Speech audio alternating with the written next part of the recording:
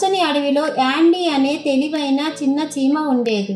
యాండీ ఇతర చీమల మాదిరిగా పనిచేయడం మరియు ఆహారం సేకరించడం మాత్రమే కాదు, యాండీ కొత్త విషయాలను తెలుసుకోవడానికి ఆసక్తిని కలిగి ఉండేవాడు మరియు తన చుట్టూ ఉన్న ప్రపంచాన్ని అన్వేషించడానికి ఇష్టపడేవాడు. ఒకరోజు యాండీ తన సాధారణ అన్వేషణలో ఉన్నప్పుడు రంగురంగుల పుట్టగొడుగులను చూశాడు. అందులో ఒక పుట్టగొడుగు పైన అలసిపోయిన ఒక చిన్న సీతాకోకచిలుక కూర్చోవడం గమనించాడు. హలో, బాగున్నావా? అడిగాడు యాండీ ఆందోళనగా. సీతాకోకచిలుక బలహీనమైన స్వరంతో, నేను ఇంటికి వెళ్లే దారిని కోల్పోయాను, ఇంకా ఎగరడానికి చాలా అలసిపోయాను అని సమాధానం ఇచ్చింది.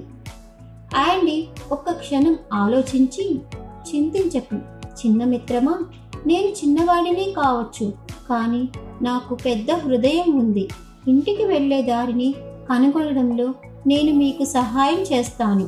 కాబట్టి యాండీ మరియు సీతాకోకచిలుక కలిసి ఒక సాహస యాత్రకు బయలుదేరాయి. దారిలో వారు అనేక సవాళ్లను ఎదుర్కొన్నారు. కానీ యాండీ యొక్క సంకల్పం మరియు సీతాకోకచిలుక యొక్క కృతజ్ఞత వారిని కొనసాగించాయి. వారి ప్రయాణంలో చిరిగిన వెబ్ను సరిచేయడానికి కష్టపడుతున్న సాలీడ్ను వారు ఎదుర్కొన్నారు. స్పైడర్కు భయపడే బదులు యాండీ సహాయం అందించాడు. చీమల దయతో ఆశ్చర్యపోయిన స్పైడర్ యాండీకి కృతజ్ఞతలు తెలుపుతూ అతనికి లేదా తన కొత్త స్నేహితుడు అయిన సీతాకోకచిలుకకి హాని కలిగించదని వాగ్దానం చేసింది. వారు తమ ప్రయాణాన్ని కొనసాగిస్తున్నప్పుడు ఒక చెట్టు కొమ్మపై ఎత్తుగా ఉన్న ఒక తెలివైన గుడ్లగూబను కలుసుకున్నారు. యాండీ దయ మరియు ధైర్య సాహసాలకు ముగ్ధుడైన గుడ్లగూబ స్నేహం యొక్క ప్రాముఖ్యత మరియు ఇతరులకు సహాయం చేయడం గురించి విలువైన సలహాలను పంచుకుంది. ఎన్నో మలుపులు తిరిగి చివరకు సీతాకోకచిలుక ఇంటికి చేరుకున్నారు.